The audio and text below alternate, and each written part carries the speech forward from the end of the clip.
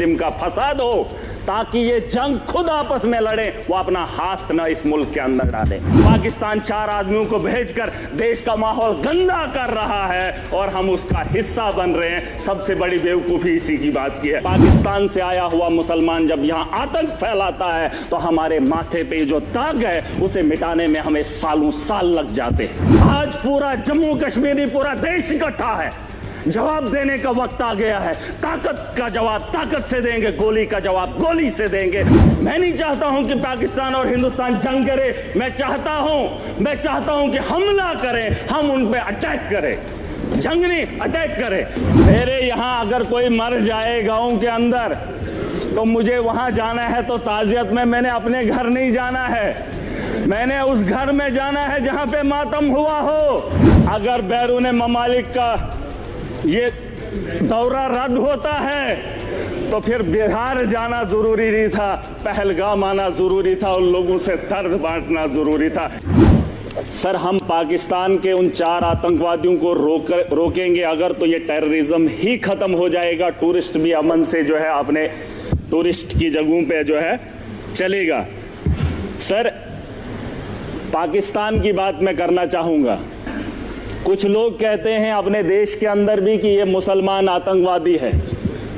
पाकिस्तान से आया मुसलमान जम्मू कश्मीर के अंदर या देश के किसी भी कोने में आए तो उसका दाग हमारे माथे पे चिपका देते हैं सर। लेकिन पाकिस्तान के अंदर वही आतंकवादी जब आतंक मचाता है तो उसे पाकिस्तान के लोग खवारिज कहते हैं। क्या कहते हैं? खवारिज कहते हैं कि अपने ही पाकिस्तान में, मुल्क के अंदर जब कत्लेआम करता है पाकिस्तान में तो उसे खवारिज कहते हैं, और जब वही आतंकवादी हमारे देश में आता है तो उसे मुजाहिद कहते हैं। सर, ये शर्म की बात है। ये पाकिस्तान को ये बात बताना बहुत जरूरी है। या तो जिन लोगों को आप यहां पे भेज रहे हो वो भी मासूमों का कत्ल कर रहे हैं, और जब आपके मुल्क में वो लोग कत्ल करते हैं तो आप उन्हें खवारिज ना कहिए, आप उन्हें भी वही बात बताइए। बहरहाल सर, गोली का जवाब गोली से नहीं होना चाहिए, क्योंकि सर वो 4 आदमियों को भेजते हैं, हम बोल ही रहे हैं, मजम्मत कर ही रहे हैं, और उससे क्या हो रहा है कि हमारे मुल्क के अंदर अफरा तफरी का माहौल है। मुसलमान हिंदू के साथ लड़ रहा है। उन्होंने जो नाम पूछा है, उन आतंकवादियों ने जो नाम पूछकर हत्या की है वो अपने मकसद में सही है सर, चाहे आप इस बात को माने या ना माने। मुझे बताओ, 4 आदमी आने के बाद हिंदुस्तान में अफरा तफरी कैसे फैलती? लेकिन वो अपने मंसूबे में कामयाब हैं, वो दिमाग से इस खेल को खेल रहे हैं सर। मुसलमान पूछकर हिंदू को मार रहा है। वो चाहता है कि हिंदुस्तान के अंदर हिंदू और मुस्लिम का फसाद हो, ताकि ये जंग खुद आपस में लड़े, वो अपना हाथ न इस मुल्क के अंदर डाले। उसे यहाँ का अमन और शांति और भाईचारा अच्छा नहीं लगता है। सर, मैं एक चीज बताना चाहूंगा। मेरे पिछले दिनों बच्ची 8 महीने की गिर गई, कुर्सी पे बैठी थी तो बगल में वो टाइलें लगी थी, सर फट गया। सर, सर फट गया। मैंने उसे इलाज के लिए डॉक्टर के पास लिया, लेकिन उसके माथे का दाग अभी भी। बात ये नहीं है कि वो गिर गई और बच गई और ठीक हो गई, मैंने डॉक्टर के पास लिया, उसका जख्म जो है भर गया, लेकिन जो सर उसके माथे पे दाग है वो तभी लगा है क्योंकि वो कुर्सी से गिरकर उसके 7 बजी है। अगर वो कुर्सी पे चढ़ने से पहले ही उसे बचा लिया होता, ना उसके माथे पे कट लगता और ना ही उसके माथे पे वो जख्म रहता। और वो जख्म ये है कि पाकिस्तान से आया हुआ मुसलमान जब यहाँ आतंक फैलाता है तो हमारे माथे पे जो दाग है उसे मिटाने में हमें सालों साल लग जाते हैं। मैं उसे तो बात ही वही है, मैंने कह दिया है खवारिज है।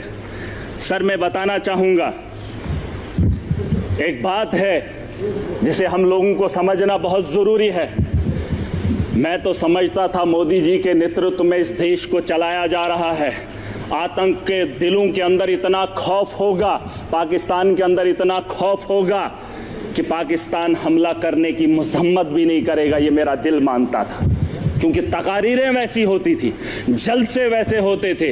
लेकिन आज अगर वो वक्त आ ही गया है यहां अगर मैं अगर ताकतवर हूं, मैं चाहता हूं अगर वो मेरे से गलती करे, मेरे से वो उलझे, मैं चाहता हूं वो कब उलझे और मैं उसको लफाड़े 2 मारकर बिठा दूं। सर ये मेरा मानना है, अगर मैं ताकत में हूं, मैं चाहता हूं अगला मेरे पे वार करे और मैं उसे ताकत से जवाब दूं। आज नहीं सर, सुन, पूरी बात सुन लीजिए। अभी तक घंटी किसी की नहीं बजी, किसी की नहीं बजी। अगर मेरे लिए बजा रहे हो मुझे बताओ मैं कुछ गलत बोल रहा हूं, मैं सही बोल रहा हूं। मैं कह रहा हूं सर, आज आप यहां इजलास बुलाएंगे, बुला लो, मैं भी चला जाऊंगा। मैं आज इसलिए आया हूं, मैं इस जम्मू कश्मीर का नागरिक भी हूं और जिम्मेदार भी हूं। और मेरे नौजवान बच्चे, उमर साहब ने एक टीम बनाई, अलग अलग स्टेट्स के अंदर गए, लेकिन मजबूरी क्या हुई कि मुसलमान को देखकर पीटा जा रहा है। मैं इसलिए यहां पर आया हूं। मैं मुंबई नहीं गया, मैं महाराष्ट्र नहीं गया, मैं गुजरात नहीं गया अपने उन बच्चों को देखने के लिए जो यहां से हमारे बाहर पढ़ने के लिए जा रहे हैं। लेकिन मैं उमर साहब का फिर भी शुक्रिया अदा करना चाहूंगा। लेकिन एक बात बताने आया हूं, मैं चाहता हूं सर, मैं चाहता हूं जो बात मैं बोल रहा हूं कि उकसाया जा रहा है। पाकिस्तान बड़े आदमी को, ताकतवर को कभी कमजोर नहीं उकसाता है। अगर उकसाने की गलती पाकिस्तान ने की, मैं खुल के बोलूंगा सर, अगर की, और ये पहली बार नहीं हुआ। जम्मू कश्मीर को मोहरा मत बनाइए, मिलकर आज पूरा जम्मू कश्मीर नहीं पूरा देश इकट्ठा है। जवाब देने का वक्त आ गया है। ताकत का जवाब ताकत से देंगे, गोली का जवाब गोली से देंगे, तब जाके अमन और शांति की बहाली की उम्मीद कर सकता हूं सर। वरना आज ये हाउस चला, 22 तारीख का वो मातम, आज हम बात करेंगे, महीने के बाद फिर किसी जगह फिर कोई कातिलाना हमला करेगा, फिर हमारे बच्चों को जो है स्कूल जाने से रोका जाएगा, फिर हमारे घरों पे बमबारी होगी, फिर मुसलमान को हकारत की निगाह से देखा जाएगा। आज मौका है, आज मौका है, आज पूरा देश इकट्ठा है, मुसलमान साथ है। यहां उधमपुर में, पहलगाम के बाद उधमपुर में आतंकवादी हमला हुआ, एक मुसलमान ने गोली खाई। मैं चाहता हूं कि आप यहां पर यह दाग न लगाएं, पाकिस्तान को मौका मत दें, मत दें। ये मेरा घर है, मुझे पाकिस्तान के वास्ता नहीं है। अगर देश का हिंदू ये कह रहा है कि मुसलमान आतंकवादी है, तो फिर पूछना चाहता हूं, भारत को छोड़कर अमेरिका लोग क्यों जा रहे हैं, कनाडा क्यों जा रहे हैं? और आपको लगता है महराज पाकिस्तान जाना चाहता है? नहीं, मैं भी दुनिया के उन बेहतरीन ममालिक में जाना चाहता हूं जहां बेहतर जिंदगी मुझे मिले। ये भिखारियों का देश, जहां खुद भूखे नंगे लोग हूं, उस पाकिस्तान में मैं जाना चाहूंगा। ये दाग खत्म कर दीजिए, ये सोच खत्म कर दीजिए। मैं एक लोकतंत्र मुल्क में रह रहा हूं, जमहूरियत का मुल्क है, यहां आजादी है, मेरे जैसे इंसान को बोलने का अधिकार है। अरे पाकिस्तान में हालात देखकर इंसान को घिन आती है, लेकिन ये दाग मैं नहीं ले सकता। मैं अपने दोस्त को देश के कोने में पिटते हुए नहीं देख सकता, हिंदू और मुसलमान के साथ लड़ते हुए नहीं देख सकता। पाकिस्तान 4 आदमियों को भेजकर देश का माहौल गंदा कर रहा है और हम उसका हिस्सा बन रहे हैं। सबसे बड़ी बेवकूफ़ी इसी की बात की है। और मैं चाहता हूं सर, मैं चाहता हूं आखिरी बार, सियासत नहीं है, बस दुख है। अगर ये मामला होता ही नहीं तो हम अपनी अपनी कॉन्स्टिट्यूंसियों में काम कर रहे होते। तारगामी साहब ने बहुत अच्छी बात रखी सर। इस हाउस के अंदर जिन लोगों ने हाउस बुलाया है, वो किसको फरियाद लगाए, किसको? सर अगर हमारी सलाह लेनी है तो हमें बुला लीजिए, हम आपको बताएंगे, लेकिन आपको विश्वास करना पड़ेगा। अगर आप विश्वास नहीं करेंगे तो इस हाउस को चलाने से, चीखने से क्या बात बनेगी? वैसे तो डिबेट में पाकिस्तान के लोगों को भी बुलाकर बात कर ही लेते हैं। लेकिन जो पानी का मामला है सर, पानी का मामला रोकना ठीक है सर, लेकिन हम उसको उतना नहीं रोक पाएंगे।